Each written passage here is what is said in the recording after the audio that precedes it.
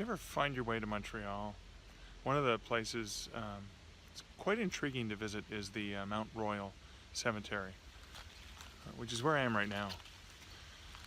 You barely understand the magnitude and the enormity of a cemetery like this. There's a map of the cemetery, and when you first look at the map of the cemetery, you think it might be a map of the city of Montreal because there's so many different sections, so many different segments, and so many different roadways. There's more roads through this cemetery than there were in the town that I grew up in.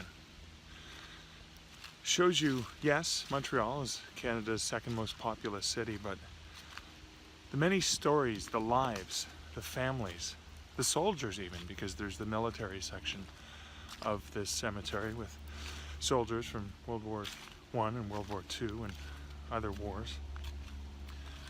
Do you think about the stories of all the people, all the lives lived, all the lives lost, the richness of the culture of the people and their stories?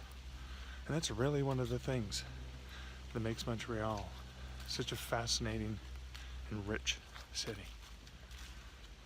In the 1700s, Montreal was still very much living behind the old fortifications. But public officials were starting to get really concerned because the population was growing, but people were still getting buried in the same areas as where the population was living. So they had to look around to try and get some more land in order to bury and keep things separate. So they looked up a little bit further away from Old Montreal, and they found this area. So a Catholic and a Protestant cemeteries were set up. Now, people nowadays often have said that they've come across some human fragments and bones here. And it's not chicken bones that they're coming across. No, no, no. Because there are well over 60,000 skeletal remains that are here below. And one new business owner, he had just bought the place and he was very excited about that. He now owned this famous place and he was making his renovations and making his new club. And he walked in just to check on things and he was surprised to see a young lady sitting at the bar stool. Well, he sidled up and sat down on the bar stool next to her and waited for her to turn around. He fell off his seat and ran when she turned around, because when she turned around, she had no face. It looked as if her face had been surgically removed and it was a black hole. Mount Royal here in Montreal, Quebec, is the basis for so many of the macabre tales that make up Macabre Montreal.